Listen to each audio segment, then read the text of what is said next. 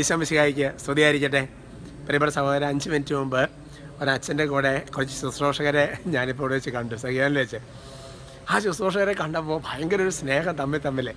അപ്പോൾ ഒന്ന് പിന്നെ ശുശ്രൂഷ ചെയ്യുന്നവരാണ്, അപ്പോൾ അങ്ങനത്തെ ഒരു ബന്ധം. പിന്നെ അതല്ല, കാരണം അവർ പറഞ്ഞപ്പോൾ മനസ്സിലായത് ഈ ഫേസ്ബുക്കിൽ മാത്രമല്ല വാട്സപ്പിലൂടെയും ഈ വീഡിയോസ് ഇങ്ങനെ കാണുമ്പോൾ നമ്മൾ തമ്മിൽ മിണ്ടിയും പറഞ്ഞ് കയറി വരുന്ന ഒരു ബന്ധം വരെ. അപ്പോൾ അവർ വന്ന് പറഞ്ഞു അച്ഛാ എന്നൊക്കെ പറഞ്ഞിട്ട് ഭയങ്കര ഒരു ആത്മബന്ധം. ഇപ്പം ഞാൻ ഓർക്കാണ്, നമ്മൾ ഈശോയുടെ അംഗങ്ങൾ എന്ന നിലയിൽ അല്ലേ, വചനത്തിലും കർത്താവിൻ്റെ ബലിപീഠത്തും നമ്മളെല്ലാ സ്ഥലങ്ങളും ഈശോ നമ്മൾ ഒരുമിപ്പിക്കുകയല്ലേ. കർത്താവിന് പ്രത്യേകം നന്ദി പറയാം.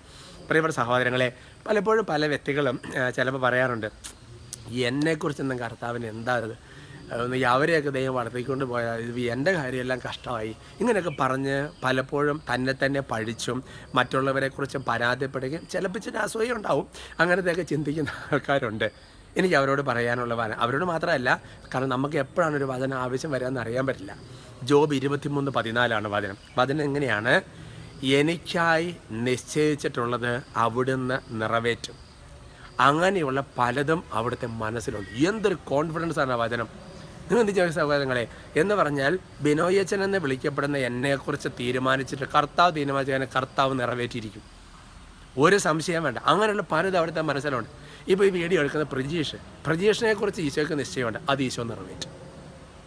അതാര് വിചാരിച്ചാലും തകർക്കാൻ പറ്റും എന്ന് പറഞ്ഞതുപോലെയാണ് നമ്മൾക്ക് ഓരോരുത്തർക്ക് വെച്ച കാര്യം. അങ്ങനെ പലതും കർത്താവിനെ പറ്റും. ദെൻ നമ്മൾ എന്തിനാ പിന്നെ പേടിക്കണത് അല്ലേ? സന്തോഷത്തരായിരിക്കാം. ഈശോ അനുഗ്രഹിക്കട്ടെ ഇപ്പോഴും എപ്പോഴും എന്നേക്കും. ആമേൻ.